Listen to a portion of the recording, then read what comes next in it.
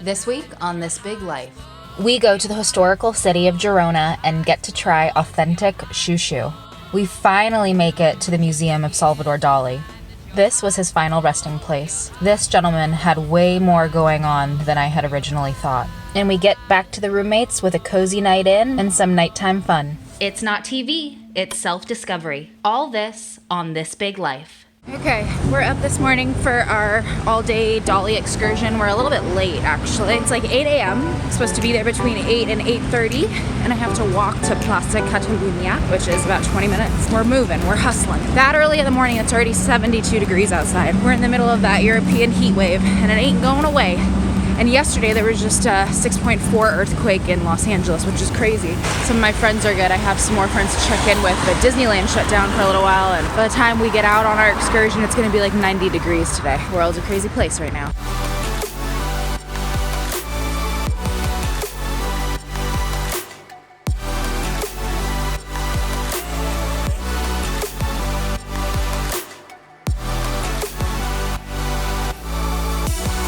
We're in Girona. We have these little Bluetooth things on with all these lovely, lovely ladies. It's gonna be hot today, 92 degrees.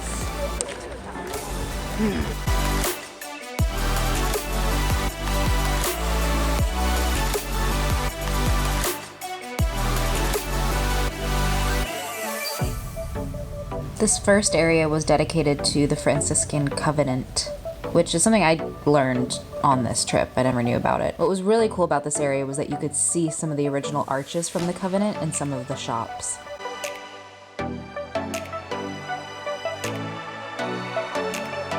This medieval landscape was the oldest part of Girona, and the rivers there are full of carp fish. The city itself is at a junction of 4 different rivers, and it's been sieged 25 times and captured 7 times. Here's those arches again that we saw at the Picasso Museum. This area was an old marketplace, and because of it, it was public space. They built these arches to create a ground floor for residential apartments. The tour guide did not do me a favor by introducing me to shoo-shoo. We'll revisit that later. Girona has one of the best preserved Jewish quarters in the entire continent of Europe. It's almost like no time has gone by at all. It's actually nice to visit this area. Half of my family is Jewish. I felt kind of proud to be here. Whoa, whoa, whoa, whoa. Game of Thrones was filmed here. For King's Landing. King's Landing, yes. Jamie Lannister riding up a white horse. A horse up here? Throughout the city, the building styles and the materials change depending on the era that it was built. And it fluctuates a lot. This was the final square drop-off, and then we were off to our own adventure for a little while. This is a cute little town. It's actually really affluent, so there's a lot of fun shops. We're gonna go get a shoehorn. They call it a shoo-shoo here. It's a cream-filled pastry that apparently, I don't know if this is true, but the French say that they invented it, but the tour guide, who is from here in Spain, was like, no, it comes from here. So we're gonna go have one regardless. Apparently there was a lot of Game of Thrones filmed here, and apparently it put this town on the map. We get to stroll around ourselves for the next hour and a half, and then we have to go back to the bus, and then we're gonna go to the Dali Museum. Let's go get some shoo-shoo. Oh, that's a dangerous sign. That sign means sale. There are so many nice stores here. That is not a good sign. They all have a freaking sale. Can't be true. Sale? Another sale? Oh my gosh, so many sales.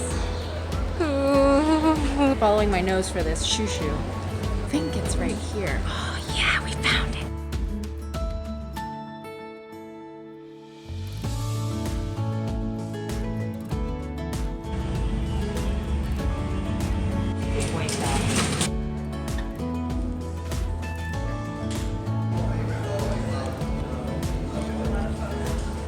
Like a mix between a churro and a cinnamon donut. And I always want you to drink your coffee with it. It's like a bitter match. Look. On the Game of Thrones set, just eating some Spanish pastries, no big deal. This is like chocolate covered shoo-shoo. It does have a licorice taste to it. Licorice, custard filling. Wow. Oh, how I watched her so sadly. How can I tell her I love her? heart gladly. But each day when she walks to the sea, she looks straight ahead, not at me. Una cerveza abierto, por favor. See, it's not that hard. Not that bad at Spanish. So this is like a lemon cerveza. Oh. It is perfect for being 92 degrees. It just reopened a week ago. Apparently it was closed for reconstruction. We're here right on time. Salvador Dali was born just 2 blocks away from this theater museum, which was built in 1974, and it was his final resting place. It sees well over 1 million visitors per year. Dali said, "I want my museum to be a single block, a labyrinth, a great surrealist object. It will be a theatrical museum. The people who come to see it will leave with the sensation of having had a theatrical dream." He didn't just paint. He created exhibits and jewelry, sculptures, clothing, furniture. He was exceptionally talented, and I was blown away by the precision in which he would instate his vision. His wife and muse, Gala, was an icon interest for the small surrealist group that Dali eventually became a leader for in the surrealist movement. Their relationship started as an affair, but Dali was obsessed with her, and they lived out their impassioned marriage until the day she died, with him following just years after. He said his paintings were painted with her blood, and many say it was because of her that Dali became so successful. He was known for his paranoid critical method, where he would dive deep into his subconscious for artistic creativity. Talk about living out your self-actualized identity every single day. I feel like I learned a lot from him being here. Dali often referred to himself in the third person.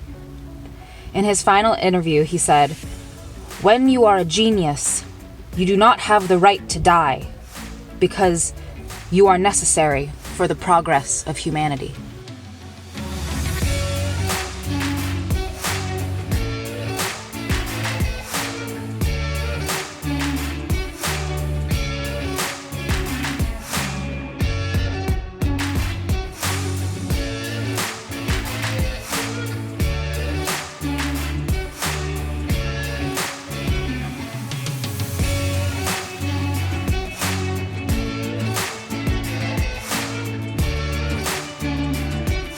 Actually pretty inspirational. So this is something that's really interesting. I study something called human design, which is like astrology 2.0. Dali, one of his paintings, there was a self-portrait of him that was called Three Faces. And there's different concepts in human design. Basically, you either have a single definition, so you're like a self-contained design. You have a split definition where you have 2 different designs going on at the same time.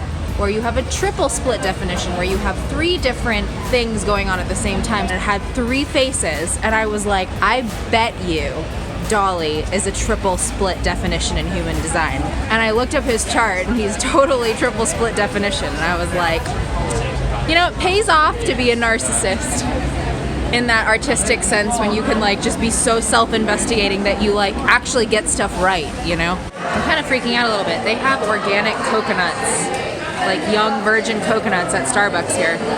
It's organic. An organic coconut at Starbucks in Spain. What? We're heading back now. It was a long day, and it was hot. It was so good. We'll see what the girls are doing. So they would be like, "Oh, where's this place?" And you're like, "I literally just, I'm still not from here." It's because you act with authority. You're like authority. You're like, "We're going this way." Yeah. I'm a boss. You can buy a tour here. It's like €27 or something. You can skip the line. I see like multiple of his buildings.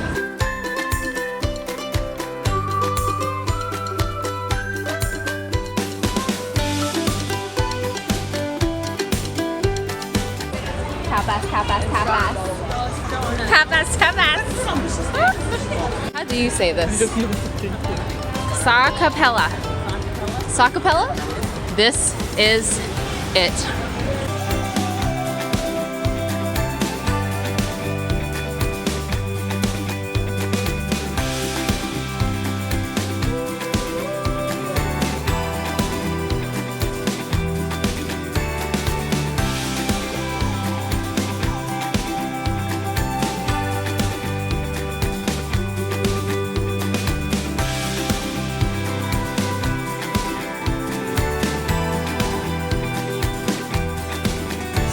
about to do exactly? Karate chop someone with his what? Or is it gonna be like...